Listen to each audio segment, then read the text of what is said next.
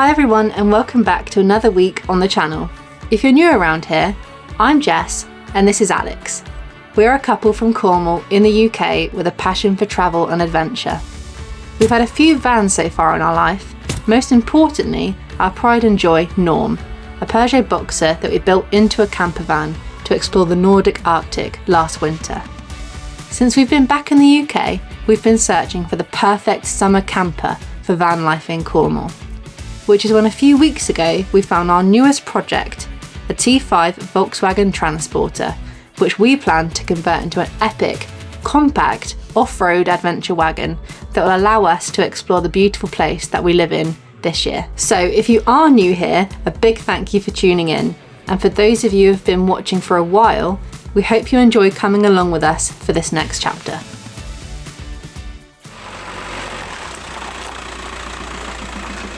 So welcome back guys to week 3 of the transporter build. If you've been following along long enough now, you'll know that we've got some pretty major plans for it. In particular, if you know Alex well enough, you know he's got some pretty probably exciting ideas for the outside of this van. Without further ado, let's fill you in. I'm going to talk to you about the interesting stuff for the inside. First things first, we have taped out, quite crudely, apologies, the layout that we're thinking onto the floor.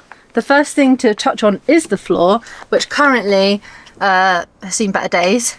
We've got quite a bit of a height gap difference where our seat rails are at the minute that we want to keep in, so I think we're going to whack some of the hex board ply down here and bridge that gap. So we've got a nice flat floor to start with. And then if I... Why don't you hop in? So, the back, we're thinking... This might change, but we're thinking at the minute it's going to be a sort of U-shape seating area. The back will have all of our gubbins outdoorsy gear in, and then this will have a nice seating area with a table, be on my laptop, using it, you know, during the day. And then this will have all of our like clothes in and all our other bits. We might maybe we might fit a loo there if I'm very lucky. And then this part will flap over and create the bed. And then this bit here, I'm hoping will be a sort of removable, easily removable kitchen that we can take out when we want the double seat to stay here when we're not using it as a camper. And then when they're out, we can pop the kitchen cabinet there. But I am thinking my legs are... I'm going to need more than that to sleep in. That's quite the position you're in, darling. Well, I'm trying to work out. I'm 5'7", so I'm going to need a bit longer than that. On a good day. This is probably going to have to be shorter kitchen unit and then give me a little bit more leg room. Maybe it pulls out. The idea is that, excluding this bit that I'm on now, all of this will be a permanent feature in the back of the van. We'll sack off the single car seat, so that's a permanent feature there, and then the double seat will always slot in here because we do use it to take people places. So the whole aim of this is to allow us to have the 2 in the front and then a double seat in the back, which then allows us to use it as a car still. They then fold flat here with the bed at the back, and then that is then flat. So if we want to carry stuff like sheets of material or anything big like that, like Jess makes any silly Facebook Marketplace purchases, yeah, I'm not really sure that's Jess. Then we've got a van still to use. The only thing we're not 100% set on yet is the kitchen, and that's for the exact reason that Jess just explained, which is legroom and sleeping space. That's got a bit of working out to do, but that's the main layout. So if you go round the back. Let me hop round the back. Let me go to Transporter's rear end. I'll then discuss roof cupboards. I'm tempted to put some kind of small roof cupboard, one along here to stop here, and then another one along that side, probably a full length, just enough to put like your pants in, your toiletries in, your hairbrush. I think realistically you'll need something, because one thing we noticed when we were away with Jack and Mel at the weekend in Wales was that to do anything clothing related, they had to get out the van, come into the back, and that was the only way they could then access their clothes. And to be fair, it was the same way in our last van, Sid. To get to your clothing, you had to be at the back of the van, which if it's raining, you end up playing, what's the game? Draw a short straw, basically. Rock, paper, scissors on who the hell's going outside in the rain. So I don't want that again. And to be honest, even though it's not tall in here, not using the edges of the roof, I think is a massive waste of space. Even though they're small cupboards, it still allows underwear and stuff like that you want on a regular basis, which makes the whole thing much more livable, I think. And for those of you who might be wondering, are we going to put a pop top in this? We would love to, but for now, I don't think we will. If For anybody, cost. yeah, just purely for cost. If anybody, you know, has a lovely, cheap pop top Solution. we are all ears. Please let us know in the comments. The rear doors, as you'll see, currently don't have glass in. I think we're going to keep it that way because it's nice and easy, because the bed's going to be at the back. We don't then have to make curtains, and you know, that's just another job for me that I don't want to get involved in, thank you very much. So they're going to stay as they are. They'll probably put some like built-in storage here, or maybe the pegboards like we have in Norm, so we can make most of storage on the back doors. And maybe, like in our last van, we had some pull-up tabletops at the back also, so we'll probably have an induction hob that can be inside or outside, so we can come and plug it in here and cook outside if we want to, or we can use it inside if it's raining, which, let's face it, it probably is going to be. For those of you that might be wondering what we're doing with the walls and the ceiling, we're not entirely sure yet, but it's probably going to be some kind of light birchy ply timber slatted effect. Probably not the same as in Norm, because I fancy doing something a little bit different. Maybe it's a bit lighter, not such like contrast with the dark background with the wooden slats over the top. Probably something a bit more light Scandi sort of style. So that's pretty much everything for the inside. Alex isn't overly happy about the kitchen solution at the minute. We bought this van with us, I thought, an agreed layout in mind, the same as Jack and Mel's, with some changes. And now we've changed to wanting a U shape for a comfortable seating area. But I want a sort of day van. I agree, but I think that massively compromises the kitchen. Whereas if we were to just do the big fixed bench at the back with pull-out section towards the front, and then a huge pull-out kitchen that ends up being nearly 1.5 meters long, with an induction hob, an air fryer, and all that lovely stuff, I think you gain far more from the kitchen. And with it being a summer van, realistically, how much are you going to sit inside it? Yeah, so the kitchen idea is a bit half-baked at the minute. The whole layout, we're all very up in the air about. But so the materiality, windows, sort of stuff like that, and the general concept of inside, we would love to do a U if we can achieve it. So yeah, and I know what you're all thinking. Achieving U in a transport is not a difficult thing. And in general, it's not. The issue comes in keeping it with seats. I understand all of you just going, well, you can go and buy a U kit and it's all very simple and you get a nice kitchen unit that goes in that corner and everything else. But that doesn't work when you're trying to keep the seats. Now, I know this is purely an us being awkward thing, but it is something we want from the layout, and it's what we set out with the van. So if anyone has any ideas about this, because there's many people out there that are much cleverer than us, let us know how you would do this. if you can't already tell, it's been a bit of a point of contention between us. We can't decide. We've been deliberating a lot on this. Alex thinks I'm awkward. We all know I'm not awkward, so please stick up for me in the comments. Now, this is where my creative juices get flowing, and Jess sits there going, oh my god, what's he going to do to my van? Yeah. So, one thing to address, everyone does these. When you check out number plates going around, everyone T5.1 swaps it.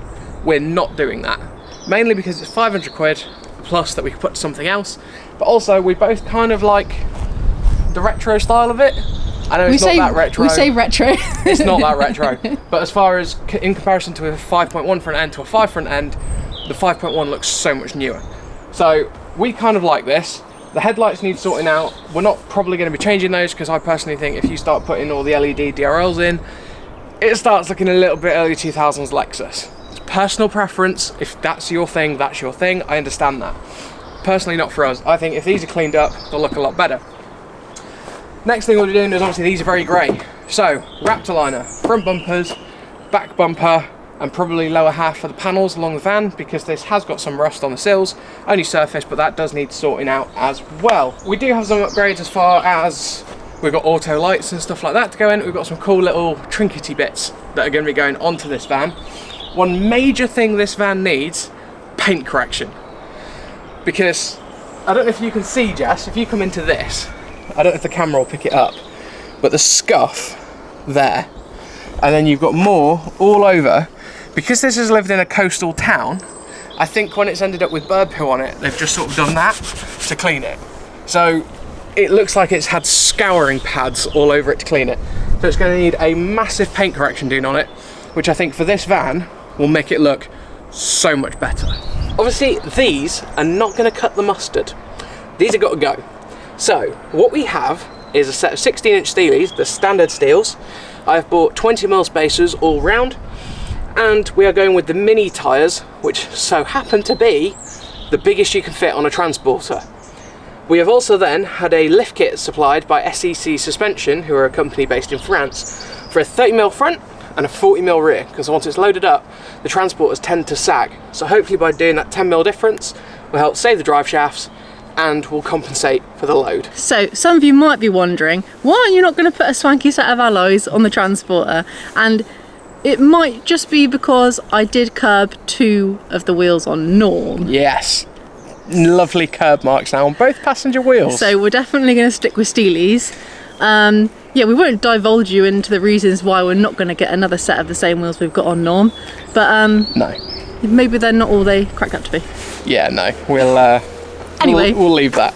Anyway, on to the next point. The next thing is obviously roof rack, because any good adventure van, as Norm has, needs a roof rack.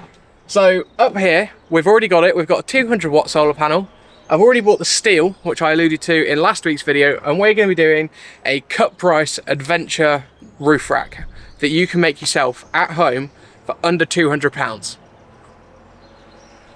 So what that's going to be is essentially 60mm by 30mm box running all the way around like a halo with uni-strut in the middle, and then we'll mount the solar panel in the center. We mentioned when we bought this we wanted to put kayaks on it, so that is the main aim for this.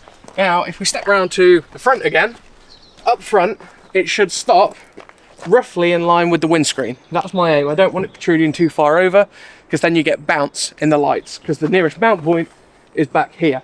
So you don't want to go too far past there, otherwise your lights will do that when you're driving.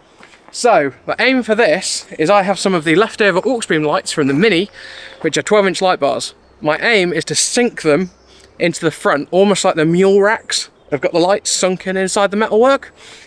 I'm going to try and do that to that. If not, I will buy another light bar that I can make that work with, because I think it looks really cool. And the headlights on this, as much as I said we're not upgrading them, are absolute dog shit. So I want something else that when you pull on main beam, you've actually got something useful. But I want to show you guys how you can make an adventure rack, because when looking around for these, they are insanely expensive, and I reckon we can do something just as good for a lot less money. Back here is a very similar story to the front. We're not going to be probably upgrading these unless something really tickles our pickle, because I think if you've got the rear end really new and the front end old, the van doesn't really coherently fit together. So I think we're probably going to be sticking with these lights. I'll probably debadge it because, to be honest, there's just too much going on. Obviously stickers will come off. Now we've already bought a ladder. I bought a ladder off same van as Norm that finished somewhere up here. So I've cut that down already. That is ready to go on. That just needs Raptor lining. So everything that's going to be separate, so roof rack, bumpers, the ladder, anything like that, not the wheels this time, everything that's sort of bolt on is going to be Raptored, which I think against the black with the gloss should hopefully look pretty neat. And I think that is the crux of it. We have some other things as well, like we've got reversing camera, we've got front and rear parking sensors, we've got automatic lights, we've cruise got control, loads, and we've got cruise control that we're going to fit to this, because the two stipulations when we bought the van were cruise and aircon, and it's only got one of those. So I want to fit cruise control. It's a pretty easy retrofit, and I think it's 130 quid for the kit. So relatively cheap compared to a lot of cars, and not that difficult to do. So I think that'll definitely appeal to you guys. I understand this has been a little bit of a talky video and something that maybe not had too much substance. Now that lands on a few things. 1, we've been away. 2, I've not been very well. And 3, things haven't turned up on time. So we're fleshing this out because we're not sure on the interior layout, and we thought best to put it to you guys. The next thing I want to get your opinion on is I follow a chap called Matt Armstrong, and he does some pretty cool videos where he does I'm going to repair an entire car in 24 hours. I'm not going to be leaving my workshop for a full 24 hours. 9 hours left. In an attempt to rebuild a car I've never worked on before. I can see oil. I'm not going to cross this line unless I need to test drive the car. Oh no. Now, would you guys be interested in I transform this van in 24 hours? So literally go inside the workshop, go in at 9 AM and don't come back out until 9 AM the next morning. Can I caveat, that will only be the outside, not the inside as well. Yeah. So that'll be external. Would you guys be interested in an external 24-hour transformation video? I will ruin myself doing this, but I think it's a really cool concept. So we'd literally be fitting the roof rack, we'd be lifting it, putting wheels on it, repairing some bits on the suspension that we need to do, ladder going on, full external transformation into near enough its finished state. Now, I think it's going to be tight, and I would literally be doing it on my own because nobody else is available. We live in the end of nowhere, and to get somebody to come down and help isn't then safe to let them drive back after being up all night. So even though we've had some very kind offers, thank you Calvin, I know you have a very long drive back, and to drive back like nearly 4 hours after you've been up all night to go back to work Monday, not the smartest decision. So do you guys want to see 24-hour transformation, or do you want a really detailed week by week? 1 week we'll do lift kit, then we'll do the roof rack all in one and get it mounted and finished, or big bang? Let us know in the comments, because ultimately it's you guys that got to watch it. And do some of you want to see me broken? Because that's ultimately what's going to happen. If so, let us know in the comments. Regardless of what you guys challenge Alex to do for the build of the outside, next week is definitely going to be you building the roof rack anyway. So that should be a proper good video. So make sure that you guys tune in next week to see that. Remember to like, comment, subscribe. And we'll see you next week.